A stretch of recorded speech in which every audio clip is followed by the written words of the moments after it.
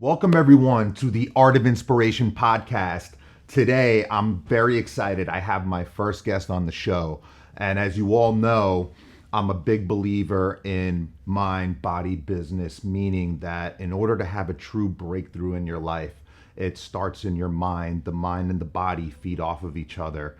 And if you truly hone in on those two aspects of your life, it could lead to a tremendous breakthrough. So the person that I'm sitting with, Eddie Truck Gordon, is one of the world's best examples of being able to master the mind and body and have a breakthrough.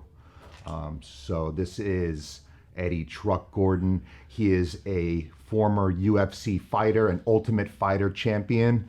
Tell us a little bit about yourself. First, I gotta say thank you. I was like, it's an honor and a pleasure to be on your show, and that was a pretty amazing introduction. I don't know if I can have a better one than that. Tell you a little bit about myself. Oh man, I'm an interesting character. I like to always say I'm a proud father because I truly believe that's my biggest gift to this world. UFC tough champion, best-selling author.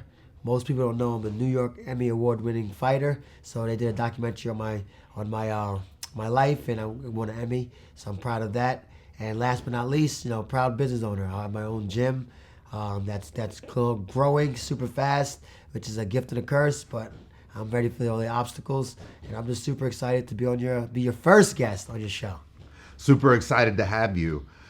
So you've had a ton of accomplishments in your life. And before those accomplishments, we talked a little bit before, you had a lot of obstacles that you had to overcome.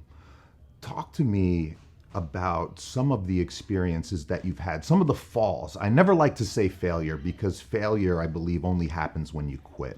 I believe that we all fall, we learn, and we grow. So tell us a little bit about some of the falls that you've had in your life. Man, I tell you what, that's a great question. And I like the way you put it. I had a bunch of falls. I like to compare it to a kid. Kid keeps falling. They don't stop trying to walk. Eventually that baby ends up walking. I failed. My passion was wrestling. That was probably the first true sport that I started to have success at. But it didn't start that way. I remember like yesterday, wrestling in front of my mom. Everybody wants to look good in front of mom, right? Mom's your first girlfriend. You always want to impress. That's the first lady you want to impress. And I remember my brother being a very gifted athlete. He did well in wrestling, so they threw me right in the mix. They just figured genetics don't fall too far from the tree. But that was the furthest thing from the truth. I remember getting manhandled by this kid that I thought was, no way, I'm gonna beat this kid. He looks like he's not as strong, he's not as fast. This is my match. I'm gonna win my first match. Went absolutely horribly wrong. I got manhandled, and more importantly, I remember getting choked out. Like, I thought I was being choked out by this kid, and I'm yelling at the ref, I can't breathe, I can't breathe. And the ref literally, this is a different time now, the ref literally turned to me and said, son, you can talk, you can breathe. And you hear the slap of the mat, pin. I got pinned, I got up, I'm full of tears. I'm looking at my mom, and I'm expecting my mom to just be like disappointed, and she like embraced me. And that was like the first time I really truly like dealt with failure. And when she embraced me, it was like, oh, okay, I don't have to be successful at everything. I don't have to win everything. I have an opportunity to learn and grow. And that was probably the first fall I dealt with. And I think it honestly set me up, for the successes I had in life. And anytime I struggle, anytime I don't do well, I replay that moment because, a lot of time I think that we're getting too soft on our kids now and everybody wants to win. And I feel like that win is not as pleasurable if you don't endure some pain, if you don't go through some obstacles, you don't have a few falls. I'm actually changing the way I speak now. I'm not saying fail ever again. I'm saying fall because of you. And if you don't go through those falls, you're never going to really develop. If you're succeeding in everything, then are you really setting your goals high enough? Absolutely. And we had a little bit of a pit moment there, so thank you for sharing. And that's really tough time. And to break out of that, I'm going to assume that not just a physical shift that you have to make, but also kind of a mental shift. Talk to me a little bit about your mindset as you're going through these hard times in your life and you're trying to crawl out of that. What are you doing with your mind? What are you doing with your body? I tell you what, that's to go deeper. I've been through some tough times. Like literally, I remember going through my divorce. I remember going through financial struggles. I remember where there was points in my life where didn't have a dollar. Like when I say literally scrunging up dollars, and you want to provide for your kids, like that. That's my world. I was fortunate enough where when I came out of college, I was super successful right away. And like everything else, when you rise too fast at a young age, you feel yourself a little bit too much. And I crashed and burned and went literally broke, almost bankrupt. And at that point, I already had my kids. I started everything super young. Bought a house right out of college. Got married right out of college. Before I even graduated college, had kids right out of college. So I was literally fast tracking life, and life was just happening, too fast for me. And sometimes life has a funny way of keeping you in your lane, and it's with falls. I truly, truly believe that. Because if I did, who knows, I would have crashed and burned, and I wouldn't even be here today. But I remember taking my son to, my kids to the restaurant. It was, at that point, it was just two of us. Take him to eat, and I did the whole thing. Oh, Daddy's watching his weight, so you guys get whatever you want, because I want to make sure that they got what they wanted to eat, and they couldn't really see that Daddy was broke. I couldn't afford 3 meals at the time. I had to choose who was going to eat, what they were going to eat, but I didn't want to limit them, and I allowed them to get what they want, and that was literally like heartbreaking for me, like literally heartbreaking, because I have never envisioned myself in being in that state. And then going through, my divorce, just you start to question everything about your beliefs in yourself, and why is this happening to me? And you have two ways to go, right? You could fall into the trap of making an excuse to start blaming everybody else, and why is this going on? Or you could woman up, man up, and just say, it's me. What can I change in my life? Whether somebody did you wrong or not, doesn't matter. What can I do to get out of this? Because things are going to happen to you regardless, right? It's all about how you're going to react to it. And how I shifted my mindset is going to be the corniest thing you ever heard in your life. Probably not for you, because you're going to probably value this. But I never read books. Never read books. School came super easy for me. If I showed up to class and I was just there, I did super well just because, for whatever reason, it just came easy. I started to do personal development. I started to try to learn through other people's experiences by reading books, doing audios, listening to something positive. I'd literally just try to filter out all the negative in this world, because for whatever reason, people enjoy tearing people down, whether they realize it or not. It might just be subconscious. Maybe it's just the news, the media, like everything. You turn on the news, you got an hour of bad stuff that lasts 5 minutes of something good. I truly believe there's a lot more good going on, but we just gravitate towards that car accident, and I just shut it off. I stopped looking at TV. I started reading. I started controlling what I was putting in my mind, because believe it or not, we have control of our lives. We just have to take control of it. And I literally just stopped putting that negative stuff in my mind. I started reading a book every day, reading a chapter every day, whether it's 5 minutes. I just literally put time there and started developing myself, because just because we're not in school anymore doesn't mean we have to stop learning. And that was my biggest thing. I want to teach myself every single day. I wanted to get 1% better than I was yesterday, and then I could get to where I could finally stand up on my own 2 feet and be proud of who I am. And who I am is not just my successes, it's my falls, it's my scars, and the successes are the little piece. I don't remember the kids I beat in high school wrestling. I don't remember the people that beat me. Like and it sounds so crazy. Like I'll meet people like, oh my God, you killed me in high school, and I feel horrible about it, but I don't remember you. But I could tell you every person that beat me in high school wrestling. It was only 3, but but I can remember their names like it was yesterday. And I don't look at it as like I'm mad at those people. Like they make me better, because I'm constantly chasing those people to make myself better. And I always look in the mirror, because ultimately that's the person I want to be better than. That's awesome. I truly love that. And what you said, especially about the book, I definitely don't think it's corny. My own personal breakthrough started with me reading Tony Robbins' Awaken the Giant Within.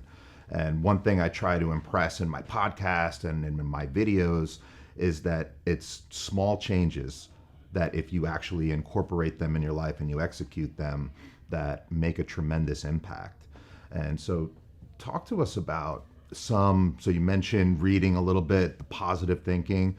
Talk to us a little bit about maybe some small changes that you've had, that you've executed really well, that have made a tremendous difference in your life. Oh wow, you know what? That's a great question.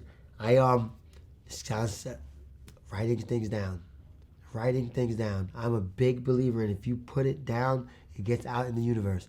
I'm a big believer in energy too. Like the energy you put out is gonna what you're gonna get in. So when you're writing it down though, but be super, super specific, and more importantly, think like a kid. Think like a kid, because when you're a kid and somebody asks you what you want to be, some of the answers from these kids are just amazing. Dinosaur, astronaut, I want to be a wall. Like what? A wall. Like they just think outside the box. They think extravagant. And a lot of times as adults, we limit these kids. But when you're writing it down, I want you to think like a kid. Write these goals super, super big. Write them super, super specific so you can almost envision it. You can feel it. You can touch it. You can taste it. And then tell it to somebody. I started to do that with my now wife, and she thought I was out of my mind. She's like, "Why are you doing this?" I'm like, just. I wanted to just for me to tell you this. And a lot of times, I would know if I hit it on the head, if she would smirk, if she would laugh. Because if your dreams and goals aren't so big that people start laughing at you at first, then you're just cheating yourself. I like to tell people that Les Brown said this, and I remember over and over. It's one of my favorite things he's ever said. The problem is not that we don't set goals. A lot of times we do set these goals and we just set them too low and we hit them, and then that's it. Most people hit their goals and then that's it. It's that downfall from there. We got to set them super higher so that if you do fall short, you're probably in a 10,000 times better position than you were before. Think about it like with weight loss, right? Everybody always sets a goal. I'm going to hit this weight. I'm going to hit this weight. They hit that weight. They hit the scale. They see the scale. They're super excited. They got that gratification. And then they forget about everything that got them to that point. Next time they check the scale, a month or two later, they're 5-10 pounds heavier or even heavier than when they initially started, and they wonder where they went wrong. It's because you set your goal too low and you actually hit it. Set it somewhere that's high but attainable, but where people are going to start questioning you and say there's no way. And this way, it doesn't become a goal. It becomes like a way of life. I absolutely love that. So going back, we've had some pitfalls that you've gone through, and then you've incorporated some small things, reading, writing goals down, thinking like a kid. I love all of that. It's all stuff that I do and I try to impress upon other people, and it works. And you're a prime example of it. And aside from being an amazing father, amazing contributor to society, and you have this, this other part of you, which I feel is big, but it's also small compared to everything else that you're doing, is that you're just a tremendous athlete. And that comes with a lot of physicality. And I know that for me, the mind and the body are two things that work in sync. Talk to me about your athleticism, what it means to you and what it's done for you, maybe not just in your career, but even in your own mind and in your life. I'm a big believer that the two works hand in hand. Physical fitness and mental fitness, they're twins. They're twins. And I tell people all the time, like, if you literally mentally feel good, your body's gonna follow shape and form. And if you physically feel good and you look good, like, you're gonna be in a better atmosphere. Like, you're gonna be in a better mental space. And for me, it was huge because I've been on both sides of the train tracks.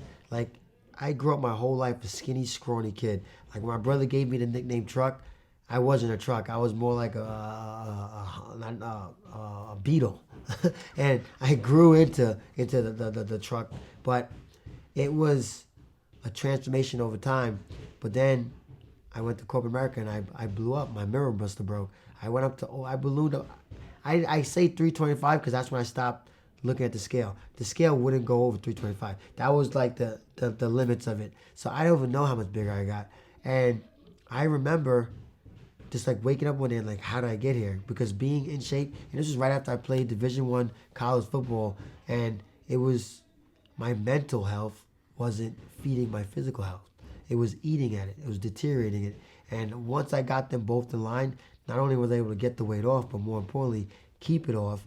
And people think it's because you're a professional fighter, you're an athlete, you can do that. But that wasn't the case. I was a corporate America guy that happened to get involved because I just had to do something that to change my life because my mental part was so broken down.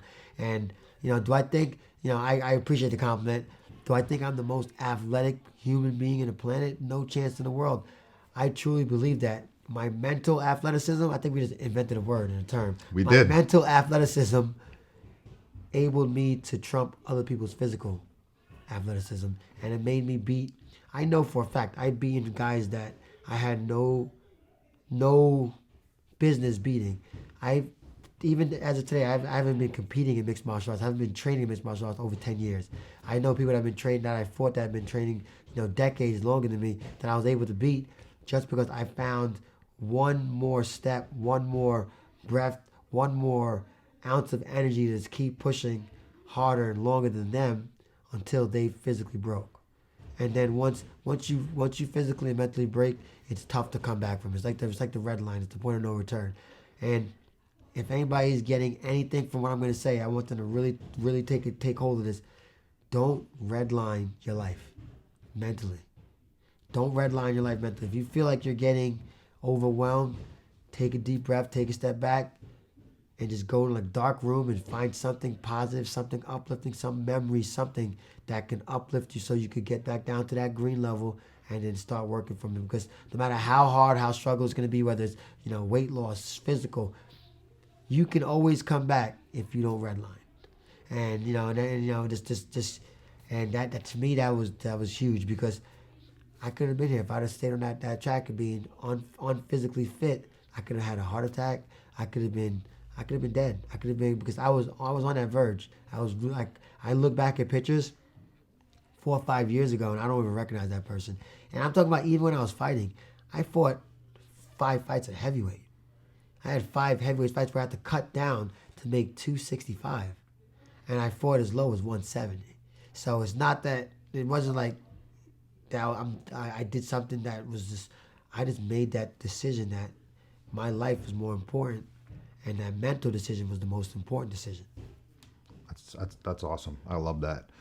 It's again, going back to the belief that if you have a mental and a physical breakthrough, you're ultimately just going to be your most authentic self. You're going to be your best self, and becoming your best self allows you to live your best life in abundance. So talk to us. You had such a tremendous breakthrough mentally, physically. What has that given you in your life? Oh man, my mental breakthrough is giving me peace. It's giving me true peace. True peace that I'm comfortable now with who I am. I'm comfortable in my own skin. I'm comfortable with my falls. Because if I raise my hand and say I'm not gonna fall again, then that's just stupidity on my part. Life, if you look at the echogram, right, the card, it's up and down, right? It's up and down. If you're flatline, if you're straight, that's a bad thing.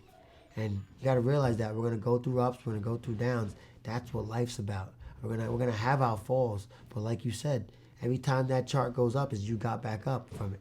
So for me, it's giving me peace to know that I'm not perfect. I am human. I'm gonna make mistakes, but I have to not just make those mistakes multiple times. I have to learn from it. I have to value what's important in life and not get caught up in the whole materialistic things. Because if I'm just working to just accumulate material things and take fancy trips and do all these luxuries, then that's not really giving back to the life, to the gift of this life. Because I think life's a passion, life's a gift. Life has a way of, like I told you earlier, like humbling you. And for me, that's what this whole mental clarity is giving me, a peace to know that I'm proud of who I am, but I'm proud of where I'm going because it's not the end. That's awesome. You just inspired me. Oh, no, I appreciate it. So 2 more questions for you. You talked about you're excited about where you're going. I feel like life is really just getting started for you. What's next for Chuck Gordon? Oh man, I like to set super high goals, and it's got to make people laugh. But I truly believe that my goal is to have one of the largest group fitness gyms in the world. And when I started my gym, I didn't name it the Eddie Chuck Gordon Gym because it wasn't never about me. This whole journey was about building up a family, building up a community of people, and transforming their mental aspect with fitness. Because a lot of times when people talk about fitness, they hate it.